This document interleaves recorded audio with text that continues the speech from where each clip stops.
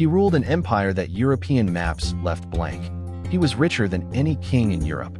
He crossed the greatest desert on earth with a caravan of 60,000 and camels loaded with gold. And he gave so much of it away that he pushed down the price of gold for years.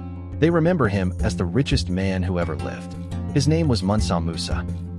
In the summer of 1324, a traveler walked into Cairo and, without meaning to, broke its economy. He brought no army.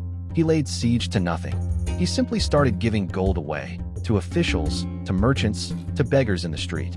And he gave so much, to so many, that the price of gold in one of the world's greatest cities collapsed. It would not recover for years. He came from an empire that European maps left as a blank space. He was richer than every king in Europe put together. And the journey that nearly emptied his treasury would turn him into a legend on 3 continents. His name was Musa. The world would call him Mansa Musa, the richest human being who ever lived. Start with the source of it all. In the 1300s, the Empire of Mali sprawled across West Africa, larger than any kingdom in Europe. Grasslands, great rivers, trading cities on the rim of the Sahara. And beneath all of it, gold. An astonishing amount of gold. Mali's mines were among the richest on earth. Historians believe this single corner of Africa may have produced a huge share of all the gold in the medieval world, the gold that became the coins of Cairo, of Europe, of the entire Mediterranean. Caravans crossed the desert to reach it, hauling salt south and gold north, weight for weight, treasure for treasure.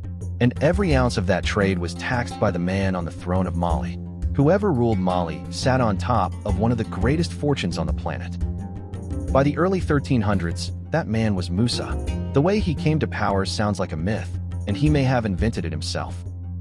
By Musa's own account, the king before him became obsessed with a single question: what lay on the far side of the Atlantic, the endless ocean to the west that no one had ever crossed and returned to describe.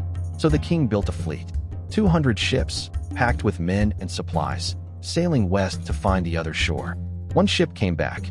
Its captain said the rest had been pulled into a current in the open ocean, like a river running into a greater river, and were swallowed whole. It wasn't enough to stop him. The king ordered 2,000 more ships, and this time, he sailed with them, leaving Musa behind to hold the kingdom until he returned. He never returned. True or not, no one can prove it. Some historians think Musa spun the whole story to explain how a deputy ended up wearing a crown. Either way, the throne was his. And so was the gold. Musa was a devout Muslim. In 1324, he set out on the journey every believer dreams of, the Hajj, the great pilgrimage to Mecca. But when the richest man alive goes on a journey, it is not a quiet act of faith. It is a spectacle. 60,000 people. That was the size of the column that left Mali. Thousands of soldiers and attendants wrapped in brocade and Persian silk. Heralds out front carrying staffs of solid gold. And camels. Hundreds of them, each one loaded with gold, plodding out of the green grasslands and straight into the largest desert on earth. Thousands of miles of burning sand lay between Musa and Mecca.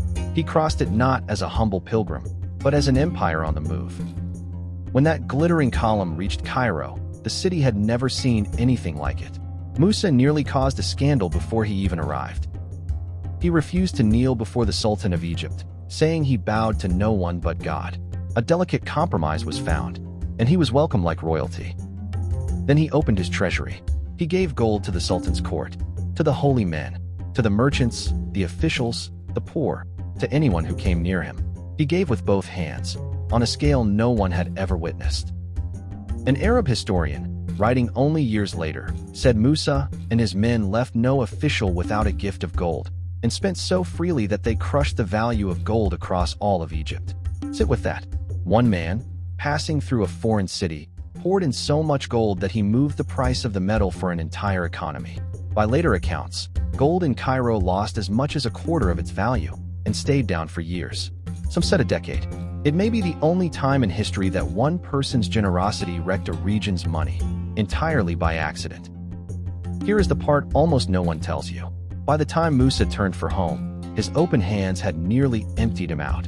The richest man anyone had ever seen, the man who had just crashed the price of gold, ran short of it on the road. And he had to borrow from the very merchants of Cairo just to pay his way back. Let that land. He gave away so much gold that he needed a loan to get home. But Musa wasn't carrying gold back to Mali. He was carrying something that would outlast every coin he ever spent. He came home with people, scholars, architects, poets, holy men, gathered from across the Muslim world and carried south, over the desert, to his empire. Musa poured his fortune into his cities, and above all into one name that still rings like a legend today, Timbuktu. Under Musa, Timbuktu grew into one of the great centers of learning of the medieval world. He raised mosques, among them the towering mud-brick Jingareber, which still stands nearly 700 years later. He built schools and libraries that would come to hold tens of thousands of manuscripts on law and faith, astronomy and mathematics, and draw students from across Africa and beyond. The gold made Musa famous, but the learning is what turned his reign into a golden age. The story didn't stay in Africa. Decades after Musa died, a mapmaker in Europe sat down to draw the known world. And on the empty stretch where West Africa lay, he painted a king, seated on a throne, crowned in gold, holding up a single shining nugget, as if every grain of gold in the land ran through his fingers. That king was Musa.